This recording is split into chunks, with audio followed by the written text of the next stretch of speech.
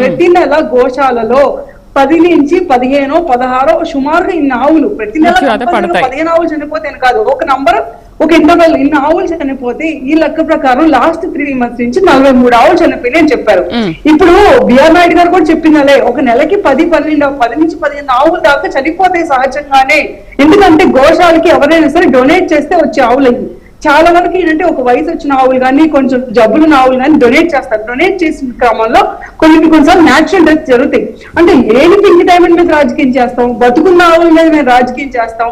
Natural గా చనిపోయిన ఆవులు కూడా అడ్డు పెట్టుకొని ఈ రోజు రోడ్డు మీద పడుకొని ఎవరు పడుకుంటుంది? భూమన కరుణాకర్ రెడ్డి. ఇతని క్రెడిబిలిటీ ఏంటి అని చూద్దామంటే, ఇతను గతంలో వెళ్ళినప్పుడు వెంకటేశ్వర స్వామి గారి గురించి మాట్లాడుతున్నప్పుడు అదొక నెల్లరాయి, దానికి వాల్యూ లేదు అన్న వ్యక్తి భూమన కరుణాకర్ రెడ్డి. ఇందాక మీరే చెప్పారు డిబేట్ స్టార్టింగ్ లో, జగన్మోహన్ రెడ్డి గారు వెళ్ళి స్వామివారి దర్శనం చేసుకోవాలంటే జస్ట్ నువ్వు డిక్లరేషన్ పత్రం అంటే ఏంటి? నేను వెంకటేశ్వర స్వామిని మనస్ఫూర్తిగా నమ్ముతున్నాను అని ఒక్క నమ్మకంతో పైకి రాని ఒక సంతకం పెట్టమంటే ఆ డిక్లరేషన్ మీద కూడా పెట్టలేదు ఆయన ఈగో కోసం అని. సో మేము ఎలా నమ్ముతాం? వీళ్ళకి క్రెడిబిలిటీ ఉంది, వీళ్ళు మాట్లాడతారు, వీళ్ళు నిజంగానే గోవులు కావచ్చు ఈ రోజు పడుకున్నారు అని. యాక్సిడెంట్ అంటే ఏంటో నేను చెప్తా. అదే తిరుపతిలో కరోనా టైంలో రుయా హాస్పిటల్లో ఆక్సిజన్ ట్యాంక్ ఫెయిల్ అయ్యి 25 మంది పసిపిల్లలు చనిపోయారు. మరి ఆ రోజు వచ్చి రోడ్డు మీద పడుకోలేదు వీళ్ళు? ఆ రోజు వచ్చి మీకు ఎంతమంది తల్లిదండ్రులు కన్నీళ్ళు తుడిచారండి వీళ్ళు? ఆ పసిపిల్లల గురించి ఎందుకు పోరాడలేదు మీరు? సరే, ఇవాళ మీరే రమ్మన్నారు గాయత్రి గారు, మీరే రమ్మన్నారు, మీరే హౌస్ అరెస్ట్ చేశారని వాళ్ళు పదే మాట్లాడుతున్నారు. అంటే నన్ను రానియకుండా మీరు రమ్మన్నారు, మళ్ళీ రానియకుండా మీరే డ్రామాలు ఆడుతున్నారు అని చెప్పేసి భూమన కరుణాకర్ కానీ గురుమూర్తి కానీ అదే మాట్లాడుతున్నారు. ఇక్కడ ఎవరు డ్రామాలు ఆడుతున్నారు? పోలీసులు ఆడుతున్నారా లేకపోతే వైసీపీ నాయకులు ఆడుతున్నారా?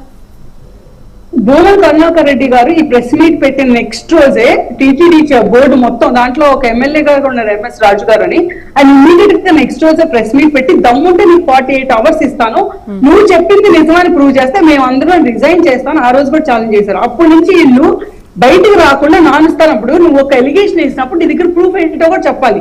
నీ దగ్గర ప్రూఫ్ లేదు. ఇప్పుడు చెప్తున్నారు, మీరు అన్నారు మేము ఛాలెంజ్ చేసాం, 100% చేసాం అండ్ 100% రమ్మని చెప్పాం.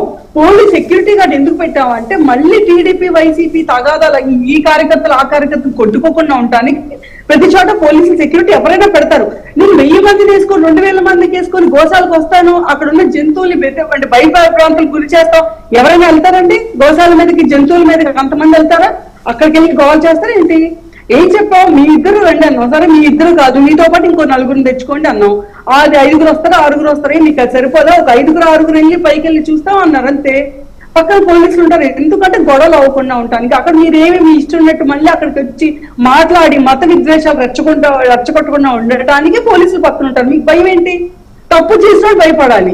నీకు అవకాశం ఇచ్చినప్పుడు, ఇప్పుడు మీ హయాంలో ఉన్నప్పుడు లోకేష్ గారిని కూడా బలవంతంగా లాక్కెళ్ళి జీప్ ఎక్కించి హౌస్ అరెస్ట్ చేశారు. ఒక ఆడ మనిషి చనిపోతే పలకరించడానికి వెళ్తున్న మనిషిని నువ్వొచ్చి ఈ రోజు మాకు నీతులు చెప్తానంటే ఎవరండి వినేది? మీ పార్టీ ఏంటి? మీ పార్టీ క్రెడిబిలిటీ ఏంటి? మీలాంటి నుంచి మాట్లాడతారు. మేము ఇంత స్వేచ్ఛ వచ్చాం. ఈరోజు జగన్మోహన్ రెడ్డి ఎక్కడ పడతారు వెళ్తారు, ఏ ప్రెస్ ముందు అయినా మాట్లాడతారు, ఎలా పట్టాలో మాట్లాడతారు. ఎంతమంది అరెస్ట్ అవుతున్నారు ఈ రోజు? ఇప్పుడు ఎందుకు ఇప్పుడు రోజా గారు ఉన్నారు, ఆవిడ అక్కడ కూర్చొని మాట్లాడటం ఏంటి? ఇందాక కూడా నేను విన్నాను ఆవిడ మాటలు. చూడండి, దేవుడితో ఆటలాడితే పవన్ కళ్యాణ్ కి దేవుడు మొన్నే చూపించాడు ఆయన రూపం ఏంటో అని అన్నారు, గుణపాఠ నేర్పించాడని. ఈవిడ దేన్ని ఉద్దేశించి అన్నారు? మొన్న వాళ్ళ బాబు అక్కడ చిన్న యాక్సిడెంట్ అయి సింగపూర్ స్కూల్లో అవుతే దాన్ని ఉద్దేశించి ఆవిడ అలా మాట్లాడుతున్నారు. అంటే ఈ మనిషి ఇట్లా మాట్లాడాక ఆమె ఏ మొహం పెట్టుకొని వచ్చి మాతో పోట్లాడిద్దండి? ప్రతి నెల నేను చెప్తాను, నెల 15 రోజులకు ఒకసారి ఆవిడ మినిస్టర్ గా ఉన్నప్పుడు నీకేం పని? నీ వెనకాల 25 మంది 30 మందిని వేసుకొని పైకి దర్శనాలు ఇప్పించి వాళ్ళందరూ బయటకు వచ్చేద్దాం మా దగ్గర డబ్బులు తీసుకుని దర్శనాలు ఇప్పించింది ఇవ్వడానికి. నువ్వు మినిస్టర్ గా ఉన్నప్పుడు దేవుడి దర్శనాన్ని ఒక బ్రోకర్ లాగా మధ్యలో డబ్బులు తీసుకున్నప్పుడు నువ్వు వచ్చి నేను రోడ్డు మీద పడుకుంటా దొల్లాడతానంటే ఎవరండి పట్టించుకునేది? ఇలాంటి వాళ్ళు ఎవరండి ఎంకరేజ్ చేసేది? వాళ్ళు ధోరణి ఎలాంటిది? వాళ్ళు రౌడీ షీటర్ లాగా, లేకపోతే వాళ్ళ మాటలు కూడా చూడండి, ఆడంగి వెదవాలని మాట్లాడటం గవర్నమెంట్ ని. అంటే ఇలా రెచ్చగొట్టే మాటలు, ఇలా రెచ్చగొట్టే ఏమవుతుంది? 100% అవతల కార్యకర్తలు కూడా రెచ్చిపోతారు, ఇల్లు కొట్టుకుంటారు, మా పబ్బ మాకు గడిచిపోయింది.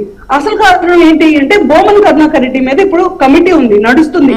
ఆయన చేసిన అపచారాలన్నీ, ఆయన చైర్మన్ గా ఉన్నప్పుడు ఆయన కొట్టేసిన టీవీలు కానీ తాళి బొట్లు కానీ ఇట్లాంటి చాలా ఉన్నాయి ఆయన మీద కంప్లైంట్స్. ఇవన్నిటి మీద విచారణ నడుస్తుంది. ఈ దీంట్లో ఏమైందంటే ఆయన పోగొట్టు కొంతమందిని ఒక టీం అక్కడ అపాయింట్ చేసి పెట్టుకున్నాడు.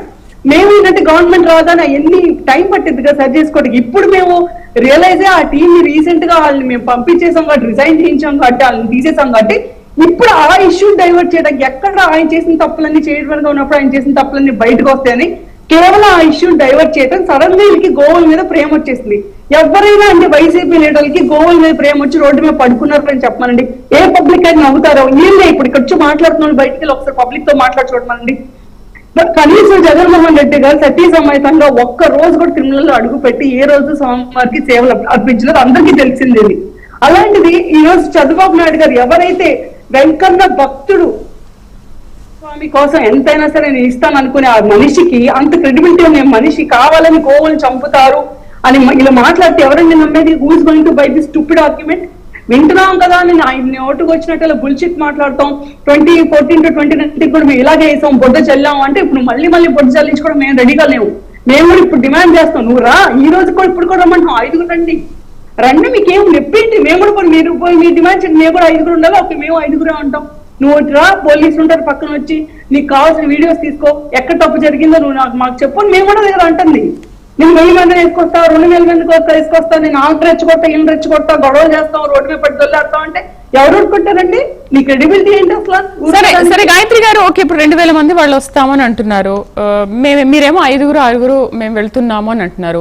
సరే అక్కడ పోలీసులు వాళ్ళని రిక్వెస్ట్ చేసిన విషయం కూడా మనం చూసాము, లేదండి మీరు ఇంతమంది వెళ్ళండి వాళ్ళు అంతమంది వస్తున్నారు కదా అని.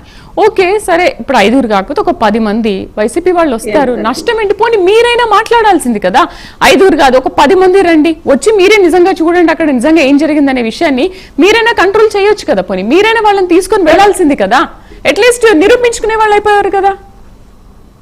ఓకే సారీ శ్రీదేవి గారు, I tell you one more thing. ఇప్పుడు నిద్రలో పడుకున్నాడు లేపగలం కానీ పడుకుంటున్నట్టుగా నటిస్తున్నాడు నీళ్ళద్దాం అక్కడ రావాలనే ఉద్దేశం వాళ్ళకి లేదండి. Even they know this is a drama అని. ఎక్కడ వస్తే మళ్ళీ ఇప్పుడు ఏం చెప్తారండి? పైకి వచ్చి ఏం చూసి ఏం చెప్తారు? వాళ్ళకి తెలుసు వాళ్ళు ఏం చేయలేరని. ఇప్పుడు ఏంటంటే మేము వస్తున్నట్టు యాక్ట్ చేయాలి కానీ వాళ్ళు రానివ్వట్లేదని మళ్ళీ మనమే డ్రామా చేయాలి. ఇదంతా వైసీపీకి ఏదైనా కొత్తగా వచ్చిందంటే వెన్నుతో పెట్టిన విద్య అన్నట్టుగా ఈ డ్రామాలు ఆడటం, నాటకాలు చేయటం ఇది ఫస్ట్ టైం. ఇప్పుడు మీరు అన్నారు ఓకే, మళ్ళీ ఇప్పుడు నేను కూడా ఓపెన్ గా పబ్లిక్ లో కూర్చొని చెప్తున్నాను, ఓకే బాబు గారు కానీ టీడీ చైర్మన్ గారు కానీ 10 మంది అలౌ చేయమని వెళ్తారా? నిజంగానే కట్టుబడి 10 మంది వెళ్తారా? ఆ గ్యారంటీ ఇవ్వండి. 10 మంది ఇల్లు, ఈ 10 మంది ఇళ్లలో ఎవరికి రౌడీజం చేద్దాం కానీ లేకపోతే మత విద్వేషాలు రెచ్చగొట్టే ఉద్దేశం లేని వాళ్ళు వెళ్తారు, నోటి దోల లేని వాళ్ళు వెళ్తారని 10 మంది పేరు చెప్పండి, వెళ్ళమనండి హ్యాపీగా. మేము ఏ గోళ చెయ్యం. నీ వెనకాల 4 రౌడీలు పెట్టుకుంటావు వైసీపీ కార్యకర్తల రూపంలో అంటే మేము ఒప్పుకోం 100%. నువ్వెవరు తిరుమల వచ్చి గొడవలు చేయడానికి మా హయాంలో? మేమెందుకు తీసుకోవాలి? నీకేదో ప్రూవ్ చేయడానికి, నువ్వు వేసిన అబద్ధాన్ని తుడుచుకోవడానికి మేమెందుకు మళ్ళీ ఇంకో గొడవలు సృష్టించుకుంటావు తిరుమలలో? Why will we take that risk? Right, విశ్లేషకులు కృష్ణాంజనేయులు కూడా మనతో పాటు జాయిన్ అయ్యారు. ఆయనతో మాట్లాడే ముందు ఒక చిన్న బ్రేక్ తీసుకుందాం. Stay with us.